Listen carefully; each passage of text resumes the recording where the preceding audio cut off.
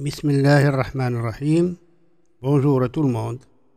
J'ai consacré cette vidéo au chapitre 18 numérique pour le programme de deuxième année baccalauréat, sciences maths et sciences physiques, dont l'énoncé est le suivant, soit u indice n, la suite définie par u0 compris entre 0 et 1, et u indice n plus 1 est égal à 1 plus un sur 3 moins un pour tout entier n de grand N. Premièrement, montrer que quel que soit n appartient à grand N, un est compris entre 0 et 1. Deuxièmement, montrer que la suite un est croissante. Troisièmement, on pose Vn égale à 1 sur un moins 1. Petit a, montrer que la suite Vn est arithmétique. Petit b, déterminer la limite de la suite un. Petit c, calculer la limite de la somme Sn10 n. Sn10 n égale la somme de k variant de 0 jusqu'à n de u indice k sur 1 plus u indice k. Quatrièmement, on admet que la limite quand n tend vers plus l'infini de racine n de a est égale à 1 pour tout réel a supérieur strictement à 0 et indépendant de n. Montrer que la limite quand n tend vers plus l'infini de racine n de un est égale à 1. Bon, pour ce que nous avons admis ici, vous pouvez la démontrer après avoir vu la leçon de la fonction exponentielle. Maintenant, nous l'avons admis pour utiliser quelques propriétés des suites et pour pouvoir démontrer ce résultat, la limite quand n tend vers plus l'infini de racine n de un est égale à 1. Je passe donc à la première question, montrer que quel que soit n appartient à grand N, un compris entre 0 et 1. Donc nous avons une suite récurrente et par suite la question d'encadrement d'une suite, on peut la faire par récurrence. Donc, par récurrence, pour n égale à 0, on a bien u0 compris entre 0 et 1. Soit n appartient à grand N, on suppose que un compris entre 0 et 1. Et on montre que u indice n plus 1 compris entre 0 et 1. Alors, donc, u indice n plus 1 est égal à 1 plus un sur 3 moins un. On doit démontrer que cette expression est supérieure strictement à 0 et inférieure strictement à 1. Pour cette expression supérieure strictement à 0, on part de l'hypothèse de récurrence. Nous avons u indice n supérieur strictement à 0. Donc 1 plus un est supérieur strictement à 0. Nous avons u indice n est inférieur à 1. Donc 3 moins u indice n est supérieur strictement à 0. Puisque n est inférieur à 3, il est inférieur à 1, donc il est inférieur à 3. Et par suite 3 moins un est supérieur strictement à 0. Donc le rapport 1 plus un sur 3 moins un, il est positif. Donc u indice n plus 1 est supérieur strictement à 0. D'autre part, on doit démontrer aussi que u indice n plus 1, c'est-à-dire cette expression, est inférieure à 1. On calcule la différence u indice n plus 1 moins 1 égale à 1 plus un sur 3 moins un moins 1. On réduit au même dénominateur, on trouve donc deux facteurs de un moins 1 sur 3 moins un.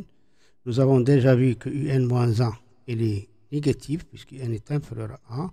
Et 3 moins un, il est positif. Donc, cette expression-là, elle est négative. Et par suite, u indice n plus 1 est inférieur strictement à 1. On déduit donc que u indice n plus 1 est compris strictement entre 0 et 1, ce qu'il fallait démontrer. Et par suite, d'après l'hypothèse de récurrence, quel que soit n appartient à grand N, un est supérieur strictement à 0, inférieur strictement à 1. Deuxièmement, montrer que la suite est croissante. La suite un est croissante. On peut aller voir la différence u indice n plus 1 moins u indice n. On se donne donc un entier naturel n. On a la différence u indice n plus 1 moins u indice n égale à 1 plus un sur 3 moins un moins un. On réduit au même dénominateur. On trouve que c'est 1 moins 2 un plus un au carré sur 3 moins un. On reconnaît que l'illuminateur c'est une identité remarquable. 1 moins un au carré sur 3 moins un est supérieur strictement à 0. Et donc, u indice n plus 1 est supérieur strictement à un, quel que soit n appartient à grand N. Et par suite, un est croissante. On passe donc à la troisième question. On pose Vn égale à 1 sur un moins 1. On les appelle des suites auxiliaires. Alors, petit a, montrer que la suite Vn est arithmétique. Bon, qu'est-ce que c'est d'après la définition d'une suite arithmétique? Donc, on doit avoir que V indice n plus 1 est égal à Vn plus une constante R. Donc, on va calculer la différence V indice n plus 1 moins V indice n. Et on va essayer d'arriver qu'il est égal à une constante. Voilà, donc V indice n plus 1 moins Bn, c'est 1 sur U indice n plus 1 moins 1, moins 1 sur U indice n moins 1. Alors, U indice n moins 1, U indice n plus 1 moins 1, c'est déjà calculé dans la question précédente. Elle est égale à 2 facteurs de Un moins 1 sur 3 moins Un. Donc, on va inverser ici. Donc, on obtient 3 moins Un sur 2 facteurs de N moins 1, moins 1 sur U indice N moins 1. Et on réduit au même dénominateur. Il s'agit donc de multiplier ici par 2, numérateur et dénominateur. Et on va obtenir 3 moins Un moins 2 sur 2 facteurs de Un moins 1. 3 moins 2, c'est 1. Donc, on obtient 1 moins Un sur 2 facteurs de Un moins 1. On simplifie par U indice N moins 1. On obtient moins 1,5. Donc, la différence V indice n plus 1 moins Bn est une constante. Et par suite, V indice n plus 1 égale à V indice n plus moins 1,5. C'est la définition d'une suite arithmétique de raison moins 1,5. Petit b, calculer la limite de U indice n. Donc, on va passer à travers la suite V indice n que nous avons appelée suite auxiliaire. On sait que V indice n est une suite arithmétique, donc on peut calculer son terme général Vn. Donc, on obtient Vn est une suite arithmétique de premier terme V0 et de raison moins 1,5. Donc, son terme général Vn égale à V0 plus n multiplié par moins 1,5. On remplace V0 par fonction de U0, c'est 1 sur U0 moins 1, moins n sur 2. Voilà, puisqu'on doit calculer la limite de U indice n, alors d'abord, on doit exprimer Un en fonction de Vn. On utilise donc la relation donnée par le texte, Vn égale à 1 sur Un moins 1. Donc, en inversant, on obtient Un moins 1 est égal à 1 sur Vn, c'est-à-dire Un est égal à 1 sur Vn plus 1. Et par suite, la limite de U indice n est égale à 1. Pourquoi? Parce que nous avons ici la limite quand n tend vers plus l'infini de Vn. Ça, c'est une constante. Et la limite quand n tend vers plus l'infini de moins 1 sur 2, c'est moins l'infini. Donc, la limite de Vn est égale à moins l'infini. Et par suite, son inverse, elle tend vers 0. Donc, il nous reste la limite de U indice n est égale à 1. On passe donc à la question C. Il s'agit donc de calculer la somme S indice n égale sigma de k varie de 0 jusqu'à 1 de U indice k sur 1 plus U indice k. Donc ici, pour les calculs de somme, vous n'avez que la somme d'une suite géométrique et la somme d'une suite arithmétique. Donc, on va essayer de faire apparaître ici le terme de V indice K de la suite arithmétique V indice N. Alors, pour cela, donc on obtient Sn égale, donc d'après la définition de Sn, c'est sigma K allant de 0 jusqu'à 1 de U indice K sur U indice K moins 1. Alors, pour faire apparaître ici V indice K, qu'est-ce que c'est que V indice K? C'est 1 sur U indice K moins 1. Donc, on va retrancher ici moins 1 et ajouter 1 pour pouvoir faire la décomposition. Et si on fait la décomposition, on va obtenir U indice K moins 1 sur U indice K moins 1, c'est 1, voilà. Et plus 1 sur U indice K moins 1, voilà, plus 1 sur U indice K moins 1. Et ça, c'est V indice K. On va donc utiliser les propriétés des sommes. Sigma d'une somme, c'est la somme des sigma. Donc, c'est sigma de 1, K variant de 0 jusqu'à n, c'est-à-dire c'est 1 plus 1 plus 1 plus 1, n fois n plus 1 fois, le nombre de termes, c'est n moins 0 plus 1, moins sigma de 1 sur U indice K moins 1. Voilà, et ça, c'est, comme nous avons dit, c'est V indice K.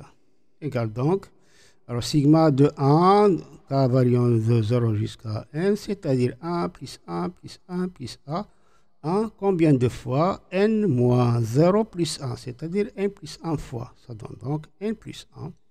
Et ici, j'ai retenu cette somme, c'est sigma de k est égal à 0 jusqu'à k est égal à n de V indice k. Et ça, on reconnaît que c'est la somme des premiers termes d'une suite arithmétique. V indice k est une suite arithmétique. Alors, nous avons donc le premier, ici, n plus 1 est égal à n plus 1. Et cette somme, c'est le nombre de termes n moins 0 plus 1. Voilà, c'est n plus 1. multiplié par le premier terme plus le dernier terme divisé par 2. Le premier terme ici, c'est pour k est égal à 0 et le dernier terme, c'est pour k est égal à n. Donc, voilà la formule de la somme d'une suite arithmétique. Le nombre de termes fois le premier terme plus le dernier terme divisé par 2. Égal. Donc, on va factoriser ici par n plus 1. Il va nous rester donc n plus 1 facteur. Alors, de 1 plus 1 moins V0 plus Vn divisé par 2. Si on fait le calcul, on obtient donc n plus 1 facteur de ce nombre-là. Le calcul est très simple. On passe donc à... puisque la question demande la limite de la somme Sn10n. Donc, c'est la limite quand n tend vers plus l'infini de n plus 1 facteur de ce nombre-là. Ce qui donne donc... Alors, la limite quand n tend vers plus l'infini de n plus 1 égale à plus l'infini. La limite quand n tend vers plus l'infini de moins n sur 4 égale à moins l'infini. Le produit, donc, va tendre vers moins l'infini. On passe à la dernière question. Alors, on admet que la limite quand n tend vers plus l'infini de racine nème de a est égale à 1 pour tout a positif et indépendant de n. J'ai oublié de décrire la question. C'est que de calculer la limite quand n tend vers plus l'infini de racine nème de un comme il est écrit dans la première page. Alors, on va essayer d'utiliser un encadrement de la suite un10n. Le premier encadrement que nous avons déjà démontré, un compris entre 0 et 1, ça va donner racine nème de un compris entre 0 et 1. Mais la limite quand n tend vers 0, quand n tend vers plus l'infini de 0 c'est 0. La limite quand n tend vers plus l'infini de 1 c'est 1. Donc, le théorème de Jondard ne va rien donner. Et par suite, on va essayer d'utiliser un autre encadrement. Alors, on va utiliser le fait que la suite un est croissante. Donc, quel que soit n appartient à grand n, un est supérieur ou égal à u0. Voilà, donc on obtient un compris entre u0 et 1. On introduit la racine nème. Donc, racine nème de u0 est inférieure à la racine nème de un inférieure à 1. Et maintenant, on va utiliser le théorème de Jondard.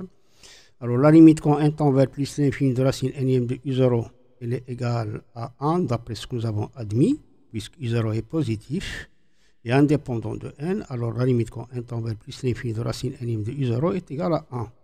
Et la limite quand n tend vers plus l'infini de 1 de la suite constante 1 est égale à 1. Donc, d'après le théorème de Jondard, la limite quand n tend vers plus l'infini de racine nème de un est égale à 1. Voici donc le contenu de cette vidéo. أتمنى أن تكونوا قد استفدتم من هذا العرض وإلى اللقاء في حلقة مقبلة إن شاء الله.